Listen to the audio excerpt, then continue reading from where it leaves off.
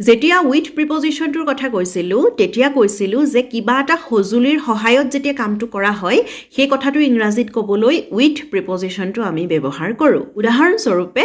We right with a pen যে আমি কলমেৰে লিখোঁ বা the hunter killed the tiger with a গান যে চিকাৰীজনে এটা বন্দুকৰ দ্বাৰা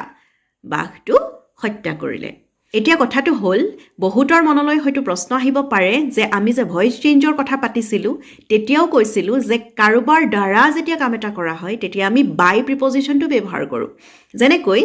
লেটাৰ ইজ ৰিটেন বাই মি যে মোৰ দ্বাৰা চিঠিখন লিখা হৈছে এতিয়া উইথ প্ৰিপজিশ্যনটোৰ কথা কওঁতে মই ক'লোঁ যে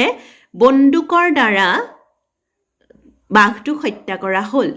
বা কলমৰ দ্বাৰা আমি লিখোঁ We write with a pen.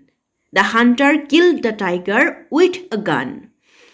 কিন্তু যেতিয়া এক্টিভ পেছিভ কৰিছিলোঁ তেতিয়া যে আমি কৈছিলোঁ যেনেকৈ a letter is written by me.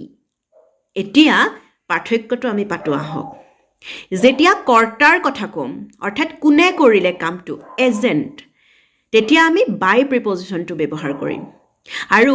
সেই কৰ্তাজনে বা এজেণ্টজনে যিজনে কামটো কৰিলে তেওঁ কামটো কৰোঁতে যি সঁজুলি ব্যৱহাৰ কৰিলে সেই কথা বুজাবলৈ আমি উইথ প্ৰিপজিশ্যনটো ব্যৱহাৰ কৰোঁ এতিয়া এই কথাটো স্পষ্ট হ'বলৈ মই যদি একেটা বাক্যতে এই উইথ আৰু বাই দুয়োটা প্ৰিপজিশ্যন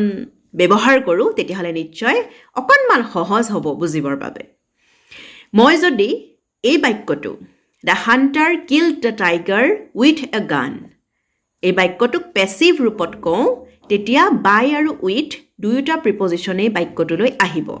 বাঘটোক চিকাৰীজনে মাৰিছে বাই দ্য হাণ্টাৰ আৰু কিহেৰে মাৰিছে এটা বন্দুকেৰে মাৰিছে with a gun the tiger was killed by the hunter with a gun the tiger was killed by the hunter with a গান